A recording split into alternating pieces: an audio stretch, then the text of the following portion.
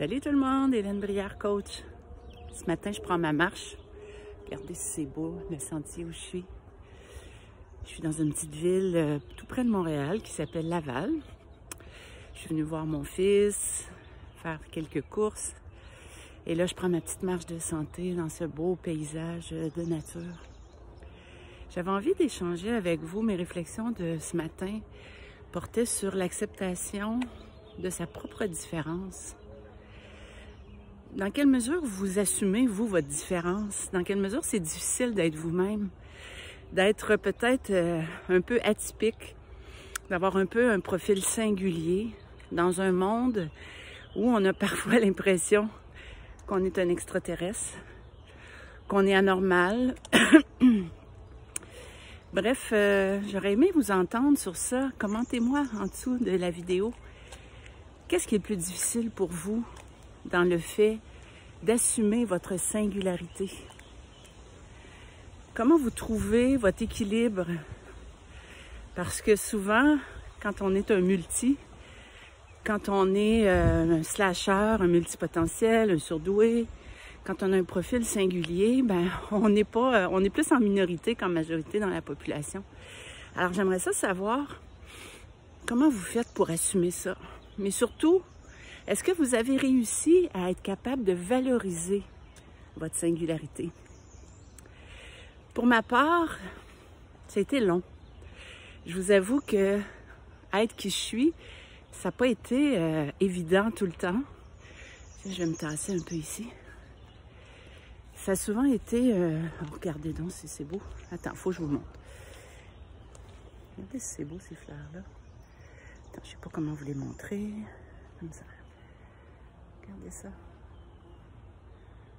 sais pas comment ça s'appelle. Peut-être si quelqu'un sait le nom. Il y en a des énormes plates-bandes naturelles. Ça semble être une fleur naturelle. Donc, pour ma part, ça a été un peu long d'accepter que j'étais peut-être un profil différent. J'ai longtemps essayé de me conformer, en fait, de rentrer dans le moule, d'essayer de ne pas faire de vagues, de ne pas prendre trop de place. Je pense qu'en vieillissant, j'assume de plus en plus qui je suis. Puis j'ai mon petit dicton préféré qui dit bah, « Mon nom, c'est Joe Meyer. Si ça ne fait pas ici, ça va faire ailleurs. » Je pense qu'on est capable, en vieillissant, d'être plus solide. Mais peu importe votre âge, comment vous faites-vous? Moi, je pense que finalement, j'ai arrêté de me soucier un peu de l'opinion des autres.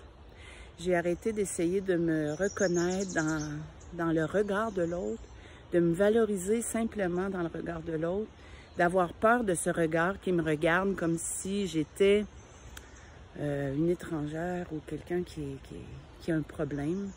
Je pense que ça fait partie de la clé d'assumer qui on est, de cesser de chercher sa propre valeur dans le regard de l'autre.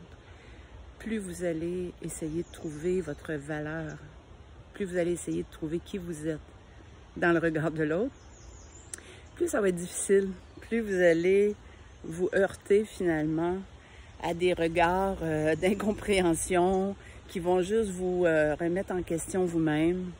Donc, cessez de vous chercher dans le regard de l'autre. Regardez-vous avec vos propres yeux. Et surtout, comme je dis parfois en coaching, apprenez à vous reconnaître vous-même plutôt qu'avoir besoin de cette reconnaissance-là extérieure comme une forme de validation de votre identité, de qui vous êtes, qui viendrait vous dire que vous êtes correct ou pas correct.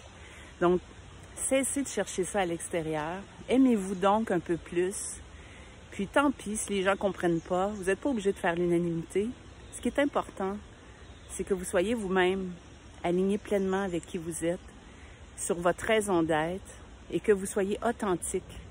Les multis, on déteste jouer des jeux, on déteste faire semblant, on est des personnes assez intègres.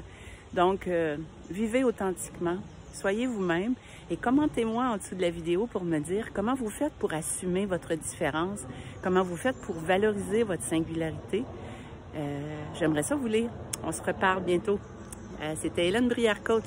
À bientôt.